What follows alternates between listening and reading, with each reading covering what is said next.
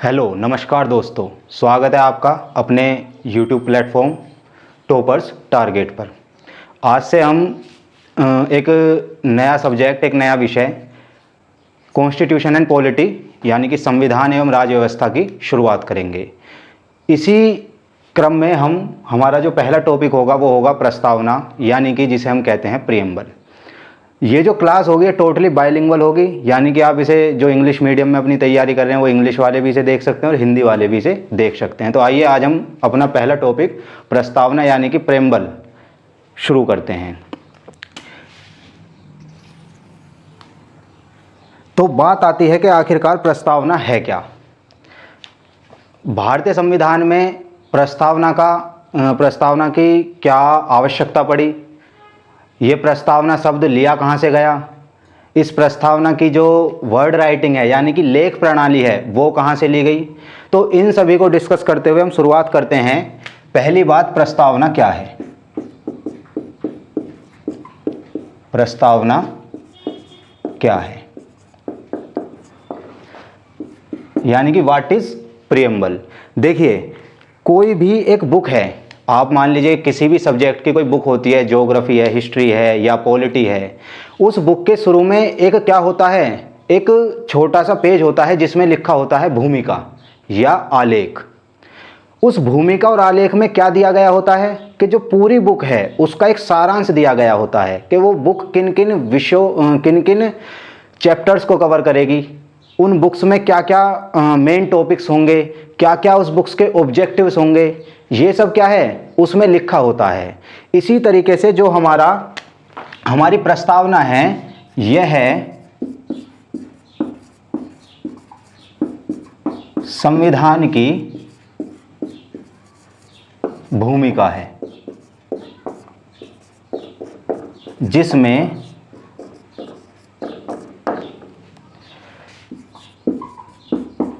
हमारे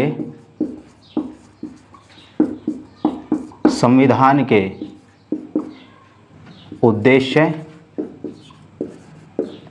उद्देश्यों, मूल दर्शन,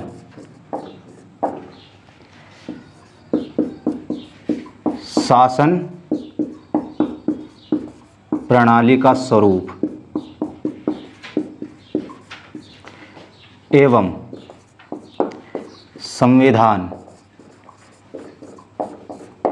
लागू होने की तिथि का वर्णन है।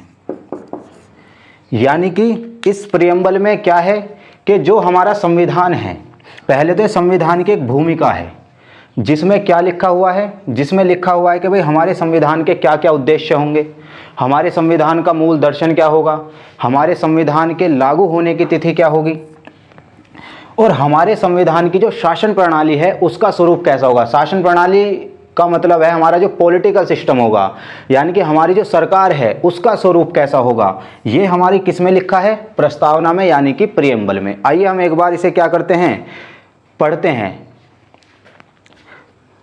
हम भारत के लोग भारत को संपूर्ण प्रभुत्व संपन्न को कहते हैं सोवरन या सोवरेनिटी। संपूर्ण प्रभुत्व संपन्न एक ऐसा देश होता है जो अपने आंतरिक और अपने बाह्य मामले यानी कि इंटरनल एंड एक्सटर्नल अफेयर्स के लिए जो नीतियां बनाता है, जो निर्णय करता है, उसके लिए पूर्णतः स्वतंत्र होता है।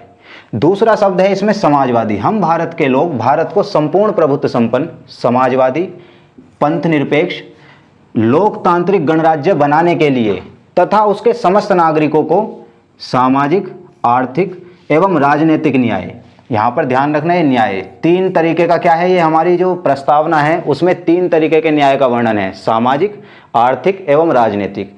इसी क्रम में इसे याद भी रखना है। विचार, अभिव्यक्ति, विश्वास, धर्म एवं उपासना की स्वतंत्रता। कितने प्रकार की स्वतंत्रता है, 5 प्रकार की हमारी क्या है, स्वतंत्रता है। विचार, अभिव्यक्ति, विश्वास, धर्म एवं उपासना की स्वतंत्रता। प्रतिष्ठा एवं अवसर की समानता प्राप्त कराने के लिए तथा उन सब में व्यक्ति की गरिमा और राष्ट्र की एकता और अखंडता को सुनिश्चित करने वाली बंधुता बढ़ाने के लिए दृढ़ संकल्पित होकर अपनी संविधान सभा में आज 26 नवंबर 1949, ये जो डेट है ये क्या है, बहुत इंपॉर्टेंट है। 26 नवंबर 1949 शुक्ल सप्तमी 2006 विक्रमी संवत को एतद द्वारा इस संविधान को अंगीकृत, अधिनियमित और आत्मर्पित करते हैं। तो पहले तो आपने अब समझा कि ये प्रस्तावना पूरी लिखी हुई है। अब पहले तो आपने समझा कि भाई इस प्रस्तावना का मतलब क्या है, यानी कि इस प्रस्तावना में ये क्या है, संविधान की एक भूमिका है और इसमें क्या है, संविधान का जो मूल दर्शन है, संविधान के जो उद्देश्य हैं, संविधान के लागू होने की तिथि है, शासन प्रणाली का स्वरूप है जो भारत में, इन सब के बारे में क्या है दिया गया है आपकी प्रस्तावना में। यदि हम इसके इतिहास की बात करते हैं, यदि हम इसके इतिहास की बात करते हैं कि भाई ये प्रस्तावना आखिर आई कहाँ से, तो दरअसल जब संविधान सभा का गठन हो चुका था, 9 दिसंबर 1946 को पहली बैठक संविधान सभा की हो चुकी थी। संविधान सभा की एक कहानी के रूप में समझेंगे तो हुआ क्या कि एक व्यक्ति हैं पंडित जवाहरलाल नेहरू, वो अपने घर में बैठे और ऐसी सोच रहे थे कि भाई जो ये हम संविधान सभा बनी है हमारी, और ये संविधान सभा जो संविधान बनाएगी, आखिर इस संविधान का लाभ लोगों को क्या होगा, यानी कि लोगों के जीवन में, जो भारतवासी हैं उनके जीवन में इसका क्या फ़ायदा होगा, क्या उद्देश्य होंगे, क्या ये वास्तव में लोगों को शिक्षा का अधिकार दिला पाएगी, क्या ये स्वास्थ्य दिला पाएगी, क्या ये आय की असमानता को कम कर पाएगी, क्या ये मजदूर जो वंचित वर्ग हैं या SC ST हैं उनका सशक्तिकरण कर पाएगी।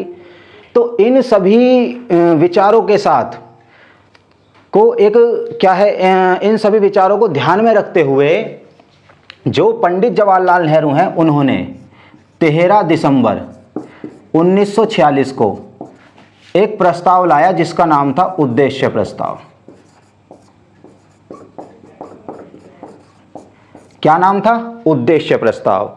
और इस उद्देश्य प्रस्ताव को 13 दिसंबर 1946 को पंडित नेहरू द्वारा संविधान सभा के समक्ष पेश किया गया और इसी को आगे चलकर यानी कि 22 जनवरी 1947 को इसे क्या कर दिया गया? पारित कर दिया गया, यानी कि स्वीकार कर लिया गया। संविधान सभा में 13 दिसंबर 1946 को उद्देश्य प्रस्ताव आ रहा है, किसके द्वारा आ रहा है? पंडित नेहरू के द्वारा। इसे स्वीकार कब किया गया संविधान सभा में? 22 जनवरी 1947 को। और यही जो प्रस्ताव है उद्देश्य प्रस्ताव आगे चलकर क्या बनेगा? प्रस्तावना बनेगा।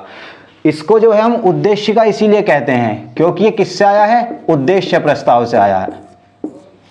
और जो ये प्रस्तावना है ये इसे उद्देशिका क्यों कहते हैं? क्योंकि ये उद्देश्य प्रस्ताव से आ रहा है। और जो ये प्रस्तावना है ये शब्द हमने दरअसल कहाँ से लिया है? ये शब्द हमने लिया है USA से। यानी कि जो प्रस्तावना का कॉन्सेप्ट है ना, ये प्रस्तावना की जो अवधारणा है, ये भी लिख लीजिए, ये जो अवधारणा है ये हम कहाँ से ले रहे हैं? USA से, अमेरिका से। और इसकी जो लेख प्रणाली है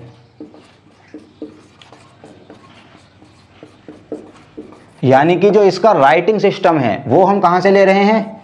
ऑस्ट्रेलिया से। वो हम कहाँ से ले रहे हैं? ऑस्ट्रेलिया से। तो ये सब प्रस्तावना की क्या थी? एक बेसिक सी बातें थी। अब हम इससे आगे बढ़ते हैं, अगर आपको यहाँ तक क्या है क्लियर हो चुका हो। जो सेकंड बात इसमें आएगी वो सेकंड बात क्या होगी? क्या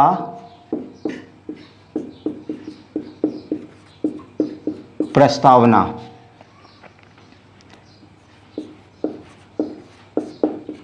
संविधान का अंग है? यानी कि is the preamble, is the part of constitution. अब संविधान का अंग है या नहीं, इसके लिए सबसे पहले एक केस आता है 1960 में जिसका नाम है बेरुबारी केस। जिसका नाम क्या है? बेरुबारी केस। इस बेरुबारी केस में जो सुप्रीम कोर्ट है उसने कहा कि ये जो संविधान है, ये जो प्रस्तावना है, ये जो उद्देशिका है, ये संविधान का अंग नहीं है। बहुत आसान भाषा से समझिए। क्या कहा सुप्रीम कोर्ट ने? कि संविधान का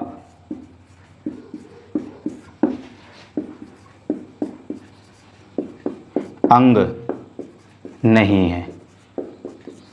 ये कह दिया 1960 में बेरुबारी केस में। अब जब ये संविधान का अंग नहीं है तो आपको आपको पता होगा कि जो चीज संविधान का अंग नहीं है उसमें संशोधन भी नहीं हो सकता। 1973 में केशवानंद भारती केस में इस प्रस्तावना को क्या माना गया? संविधान का अंग माना गया। क्या माना गया? संविधान का अंग माना गया। यानी कि 1960 में बेरुबारी केस में सुप्रीम कोर्ट ने कहा कि भाई संविधान का अंग नहीं है। अब जब संविधान का अंग नहीं है तो इसमें क्या है? संशोधन भी नहीं हो सकता। लेकिन जब 1973 में सुप्रीम कोर्ट ने क्लियर किया केशवानंद भारती केस में कि ये तो संविधान का अंग है, अब यदि ये संविधान का अंग है तो इसमें संशोधन किया जा सकता है, इसमें संशोधन किया जा सकता है। लेकिन उन शब्दों में संशोधन नहीं किया जा सकता इसमें भी जो मूलभूत ढांचे में आते हैं। यानी कि जो संविधान का मूलभूत ढांचा है उसमें जो शब्द आते हैं उनका क्या है? इसमें संशोधन नहीं किया जा सकता। जैसे लोकतंत्र है, ये क्या है? मूलभूत ढांचे में है, तो इसमें क्या है? संशोधन नहीं किया जा सकता। या कुछ सीमाएं होंगी, लेकिन इसमें क्या है? और अन्य जो है उसमें संशोधन किया जा सकता है। तो यदि हम कहें तो क्या प्रस्तावना संविधान का अंग थे? दो केस, बेरुबारी केस और आपका 1973 का केशवानंद भारती केस। इसके माध्यम से क्या है? क्लियर हुआ कि हाँ ये संविधान का अंग है। अब इसमें सेकंड पॉइंट जो आता है, प्रस्तावना हमें क्या बताती है? यानी कि प्रस्तावना हमें क्या बताती है? तो पहली बात बताती है सत्ता का स्रोत। सत्ता का मतलब गवर्नमेंट है। दूसरा हमें बताती है सत्ता का स्वरूप, इसे आप शासन भी लिख सकते हैं। और तीसरा हमें क्या बताती है? सत्ता के उद्देश्य। ये तीनों चीज, यानी कि अगर आपसे कोई पूछे कि भाई हमारी प्रस्तावना हमें क्या बताती है, तो प्रस्तावना हमें बताती है कि भाई सत्ता का स्रोत क्या है, यानी कि जो भारत सरकार का गठन हो रहा है इसका स्रोत क्या है, कौन इसका गठन के लिए क्या है? उत्तरदायी है। शासन सत्ता का स्वरूप, यानी कि जो भारत सरकार है उसका स्वरूप कैसा है। और तीसरी बात बताती है इस भारत सरकार के उद्देश्य क्या होंगे। तो पहला अगर सत्ता का स्रोत है तो वो है जनता। क्लियरली आप समझ लिए, जनता यानी कि लोक प्रभुता। लोकतंत्र में क्या है? जनता ही क्या होती है? मालिक। और प्रस्तावना में कहां से ही पता चलता है? हम भारत के लोग। ये जो लाइन है ये अप्रत्यक्ष रूप से बताती है कि यहाँ जो सत्ता का जो स्रोत है, यानी कि जो सत्ता के लिए उत्तरदायी है, सत्ता देने के लिए जो उत्तरदायी है वो जनता है। दूसरा पॉइंट है सत्ता का स्वरूप, यानी कि जो हमारी भारत सरकार है उसका स्वरूप कैसा होगा। तो पहला होगा संपूर्ण प्रभुत्व संपन्न, संपूर्ण प्रभुत्व संपन्न। दूसरा होगा समाजवादी। तीसरा होगा पंथ निरपेक्ष। चौथा होगा आपका लोकतंत्र, लोकतांत्रिक। और पांचवा होगा गणराज्य। यानी कि अगर हम इन एक एक शब्द को अगर हम एक्सप्लेन करते हैं तो देखिए, संपूर्ण प्रभुत्व संपन्न का मतलब है सोवरेनिटी, यानी कि जो भारत सरकार होगी वो अपने इंटरनल और एक्सटर्नल अफेयर्स हैं जो, यानी कि जो उसके आंतरिक हैं, जो उसके बाह्य मामले हैं, उनमें निर्णय लेने के लिए स्वतंत्र होगी। और आप आज की तारीख में इसकी प्रासंगिकता देख सकते हैं कि वो स्वतंत्र है अपने सभी निर्णय लेने के लिए, चाहे वो रशिया यूक्रेन का वार हो, चाहे वो अफगानिस्तान में जो गृह युद्ध की स्थिति हो, यानी कि तालिबान ने कब्जा किया। इन सब चीज़ों में के समय आप देख सकते हैं कि भारत का जो क्या है एक स्टैंड था वो, यानी कि एक बहुत मजबूत था वैश्विक स्तर पर। तो यानी कि हम क्या हैं आज की तारीख में, जो हमारी भारत सरकार है वो अपने फैसले स्वयं करेगी। दूसरा आता है समाजवादी। अब समाजवादी का क्या मतलब है? समाजवादी क्या है? एक विचारधारा है। समाजवादी एक विचारधारा है और इस विचारधारा के अंदर क्या क्या आता है? संपत्ति का सार्वजनिकरण, संपत्ति का सामाजिकरण, आय की समानता,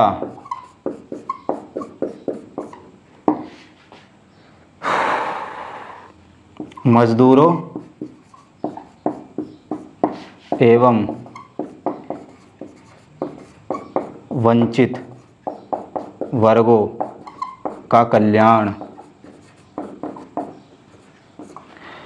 यानी कि जो समाजवादी है उसका मतलब होता है कि भाई जो संपत्ति है, यानी कि सरकार क्या करेगी, संपत्ति का सामाजिकरण। संपत्ति के सामाजिकरण से मतलब क्या है कि भाई जो उत्पादन के साधन हैं उनका क्या है, उन्हें गरीबों को भी बराबर दिया जाएगा, यानी कि उनकी सहभागिता गरीबों की भी बराबर होगी, अमीरों को भी उतना ही दिया जाएगा, यानी कि कोई भेदभाव नहीं किया जाएगा। यही है संपत्ति का सामाजिकरण। आय की असमानता कम करनी है सरकार के द्वारा, यानी कि बहुत ज़्यादा क्या है, असमानता ना हो आय की, यानी कि कोई लाखों रुपए कमा रहा है, कोई 1-2 हज़ार 5 हज़ार रुपये कमा रहा है, तो ये भी क्या है, सरकार क्या करती है, बहुत सारी पॉलिसीज बनाती है जिसके द्वारा कहीं ना कहीं क्या है वो लोगों को क्या देती है, एक तरीके से पैसा देती है ताकि आय की असमानता कम हो सके। दूसरा, गरीब, मजदूर और जो वंचित वर्ग है यानी कि SC ST है उनका कल्याण हो। उनके कल्याण से क्या तात्पर्य है, भाई उन्हें शिक्षा मिले, उन्हें बेहतर स्वास्थ्य मिले, जो अवसंरचना है, जो बुनियादी अवसंरचना है, न्यूनतम आवश्यकताएं हैं, उन सब की पूर्ति सरकार कराए। तो ये भी क्या है, ये समाजवादी का क्या है, एक समाजवादी विचारधारा में निहित होती है। तो भारत की सरकार क्या है, ये सब आपको कई बार क्या है करती दिखती है। यानी कि संपत्ति के सामाजिकरण में जो बड़ी बड़ी फैक्ट्रियां, जो बड़ी बड़ी कॉरपोरेशन खुली हुई हैं, बड़े बड़े क्या कहते हैं फैक्ट्री खुली हुई है गवर्नमेंट, तो उनमें क्या है कहीं ना कहीं वो गरीबों को भी क्या है इस्तेमाल करती है, उन्हें भी क्या करती है, पे करती है, उन्हें भी रखती है। आय की समानता के लिए क्या करती है वो, कि बहुत सारी पेंशन योजनाएं चलाती हैं, बहुत सारी स्कीम्स चलाती हैं। मजदूर वंचितों के कल्याण के लिए जो है सीटों का आरक्षण दिया जाता है, शिक्षा में क्या है उन्हें कुछ क्या है प्राथमिकताएं दी जाती हैं। तो ये सब आप देख सकते हैं। फिर इसके बाद आती है पंथ निरपेक्षता। तो अब हम अगला शब्द जो देखेंगे वो देखेंगे पंथ निरपेक्ष। पंथ निरपेक्षता से क्या तात्पर्य है, सेक्युलरिज्म से क्या तात्पर्य है। तो एक सिंपल सी भाषा में आप समझिए कि जो राज्य होगा, राज्य का कोई राजकीय धर्म नहीं होगा। यानी कि जैसे भारत है तो भारत का आपने कभी देखा हो कि भाई भारत का कोई राजकीय धर्म नहीं है। इसके बाद अगर मैं देखूं दूसरी क्या बात होगी कि कोई भी क्या है किसी से क्या है धार्मिक आधार पर भेदभाव नहीं किया जाएगा। भाई पंथ निरपेक्षता में एक तो राज्य का कोई क्या है राजकीय धर्म नहीं होगा। दूसरी बात है कि जो धार्मिक आधार है यानी कि किसी की धार्मिक स्वतंत्रता के साथ खिलवाड़ नहीं किया जाएगा। धार्मिक आधार पर किसी के साथ क्या है किसी नौकरी के लिए क्या है भेदभाव नहीं किया जाएगा। और तीसरी सबसे इंपॉर्टेंट बात कि जो राज्य है वो जब अपने क्या है कानून बनाएगा, जब वो अपनी नीतियां बनाएगा तो धर्म के आधार पर क्या है जो धर्म के सिद्धांत हैं उनके आधार पर नहीं बनाएगा। यानी कि धार्मिक आधार पर कहीं ना कहीं क्या है इसमें भी भेदभाव की बात होती है कि भाई जब राज्य अपना कोई कानून बनाएगा या कोई नीति बनाएगा तो किसी के साथ क्या है धार्मिक आधार पर भेदभाव नहीं करेगा। यानी कि अगर प्रधानमंत्री आवास योजना बनाई गई है तो वो सभी के लिए बनाई गई है, या फिर आर्मी में भर्ती आई है तो वो सभी के लिए आई है, या फिर कोई कहीं भी कोई नौकरी आई है तो वो सभी के लिए आई है। यानी कि धार्मिक आधार पर कोई भेदभाव नहीं होगा। हाँ, ये हो सकता है कि निश्चित होकर दिया जाए कुछ कोटा, लेकिन ऐसा नहीं कि आप शून्य ही कर दें। तो ये क्या है पंथ निरपेक्षता में आप देख सकते हैं कि राज्य का कोई राजकीय धर्म नहीं होगा और धार्मिक आधार पर क्या है राज्य किसी के साथ भेदभाव नहीं करेगा, धार्मिक स्वतंत्रता रहेगी। कानून बनाते समय ध्यान रखा जाएगा, नीतियां बनाते समय ध्यान रखा जाएगा कि किसी धर्म विशेष को लाभ ना दिया जाए राज्य के कानून के द्वारा। तो ये क्या है पंथ निरपेक्षता का मतलब ये होता है। फिर उसके बाद शब्द आता है लोकतंत्र। तो लोकतंत्र आप सभी जानते हैं, लोकतंत्र का मतलब आप सभी जानते हैं जहाँ पर क्या है जनता क्या होती है जनता का क्या है एक तरीके से प्रभुता होती है जनता की। यानी कि यहाँ पर क्या है लोगों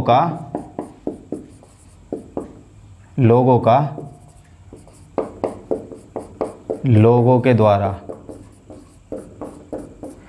लोगों पर शासन।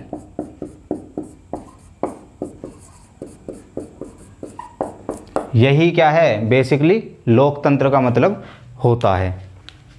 इसके बाद आता है हमारा नेक्स्ट जो वर्ड आता है वो आता है गणराज्य। तो अब गणराज्य में क्या होता है कि जो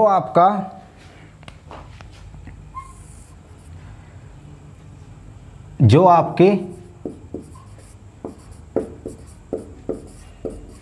कार्यपालिका का प्रमुख है, या आप कह सकते हैं राज्य का प्रमुख,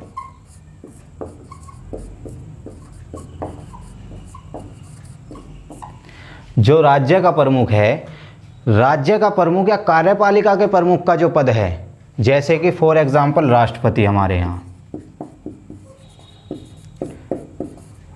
तो जो राज्य के प्रमुख का पद है वो वंशानुगत नहीं होता, वो क्या होता है, निर्वाचित होता है।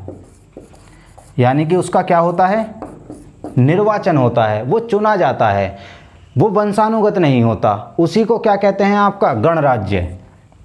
उसी को क्या कहते हैं, गणराज्य। तो गणराज्य क्या होगा, जहाँ पर जो राज्य का प्रमुख है, यानी कि जिसके नाम पर शासन प्रशासन के काम होते हैं, वो जो पद है वो क्या होगा, निर्वाचित होगा, ना कि वंशानुगत होगा। ठीक है ना। तो ये हमारे क्या हैं, आपने ये सत्ता का स्वरूप है, और भारत सरकार में ये सभी क्या हैं, तत्व आपको प्रभुता से मिलेंगे। अब इसके बाद हमारा सत्ता का उद्देश्य क्या है। तो जो सत्ता का उद्देश्य है,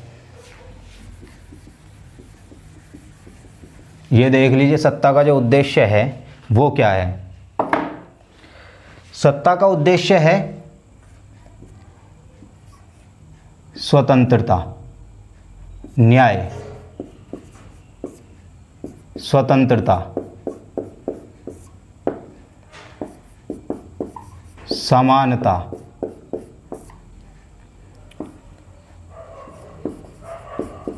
एकता एवं अखंडता, और बंधुता।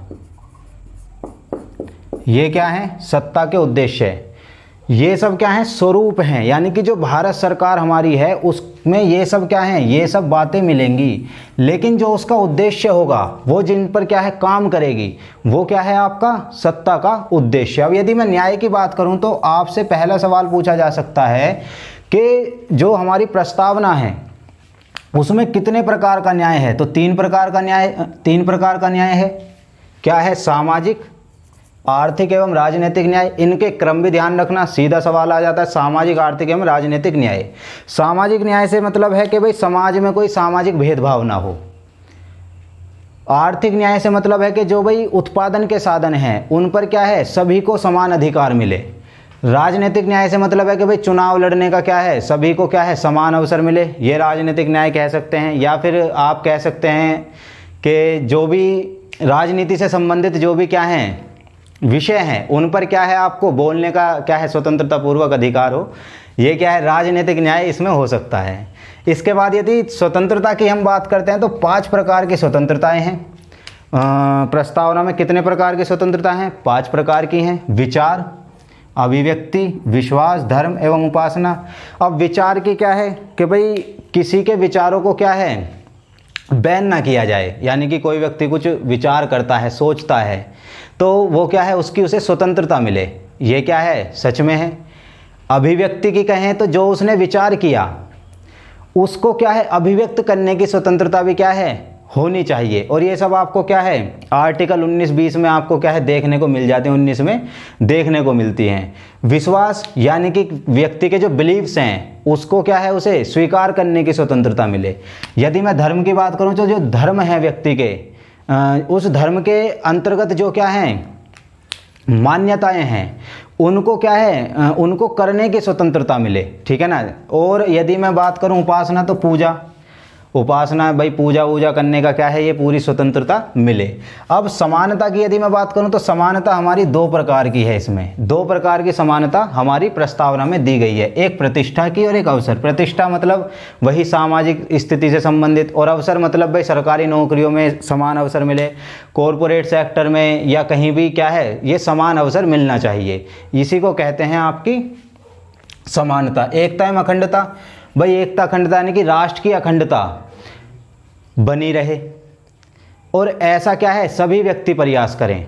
राष्ट्र की एकता और अखंडता बनाने के लिए क्या है, सभी व्यक्ति प्रयास करें। और बंधुता आप समझ सकते हैं कि भाई सभी जो नागरिक हैं हमारे वो क्या है, मिलजुल कर रहे हैं, यही क्या होता है, बंधुत्व होता है, यही बंधुता होती है। तो यदि मैं प्रस्तावना हमें क्या बताती है, तो ये सब हमें क्या है, ओवरऑल प्रस्तावना बताती है। और इसके बाद एक लास्ट टॉपिक इसका प्रस्तावना का बचता है। जो प्रस्तावना है उसमें एक सिंपल सी बात ये ध्यान रखिएगा कि जो हमारी प्रस्तावना है,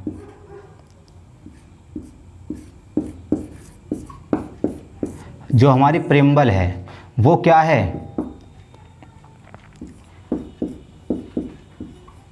गैर परिवर्तनीय, नॉन एनफोर्सिएबल। और दूसरी क्या है, गैर वाद योग्य, यानी कि नॉन जुडिशिएबल। अब यदि हम प्रस्तावना की एक डीमेरिट देखें तो वो आप देख सकते हैं कि ये क्या है, गैर परिवर्तनीय है। यानी कि जो भारत सरकार है, भारत सरकार या किसी राज्य की सरकार है, उसकी नैतिकता पर आधारित है ये। यानी कि उसका मन करेगा तो वो इसमें दी गई बातों का क्या करेगा, उसे इम्प्लीमेंट करेंगे। लेकिन अगर मन नहीं करेगा तो आप क्या है, कोर्ट में नहीं जा सकते कि भाई हमारी जो है प्रस्तावना है उसमें लिखा हुआ है कि भाई हम क्या है, क्या कहते हैं, हम स्वतंत्रता देंगे धर्म की, उपासना की या अभिव्यक्ति की। और कहीं ना कहीं अगर क्या है वो आपको नहीं मिल पाती तो आप कहें कि भाई प्रस्तावना में तो लिखा है, फिर मिल क्यों नहीं रही। तो इसी में पहले लिखा हुआ है कि गैरवाद योग्य है। यानी कि इसको अगर सरकार इसको क्या है, नैतिकता के आधार पर लागू करती है तो ठीक है, अन्यथा क्या होगा, आप इसे लेके कोर्ट में नहीं जा सकते, किसी भी कोर्ट में, चाहे वो सुप्रीम कोर्ट हो चाहे वो हाई कोर्ट हो। वैसे संविधान से संबंधित मामले वहीं देखे जाते हैं, हाई कोर्ट और सुप्रीम कोर्ट में ज़्यादातर। तो आप क्या है, किसी कोर्ट में नहीं जा सकते कि भाई प्रस्तावना में तो लिखा है और आप हमें क्या है, हमारे धर्म की या हमारी उपासना की स्वतंत्रता हमें नहीं मिल रही। तो अब क्या है, आप इसे क्या है, दिलवाइए। तो सुप्रीम कोर्ट क्या और हाई कोर्ट क्या कहेगा कि भाई देखिए प्रस्तावना के शुरू में ही लिखा है कि गैरवाद योग्य है, यानी कि इस पर हम क्या है, इससे संबंधित कोई केस हम नहीं सुनेंगे। और दूसरा गैर परिवर्तनीय है, यानी कि सरकार का मन करेगा तो वो क्या है, इसमें दिए गए प्रावधानों को लागू करेगी, आपको देगी। और अगर नहीं मन करेगा तो वो क्या है, उसको आप कुछ भी नहीं कर पाएंगे। तो ये क्या है, हमारी प्रस्तावना से संबंधित एक मुख्य बात है। यदि हम इस प्रस्तावना में देखें तो इस पर टिप्पणियां देखते हैं।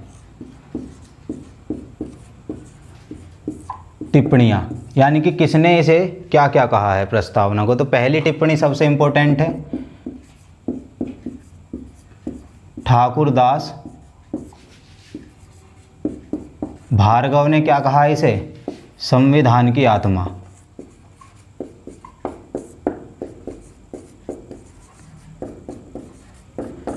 ठाकुरदास भार्गव ने इसे संविधान की आत्मा कहा है। दूसरा, यदि सुप्रीम कोर्ट की हम देखें, सुप्रीम कोर्ट के एक न्यायाधीश हैं गजेंद्र गढ़कर, इन्होंने कहा है कि देखिए वैसे तो प्रस्तावना की प्रासंगिकता ज़्यादा नज़र नहीं आती, लेकिन संविधान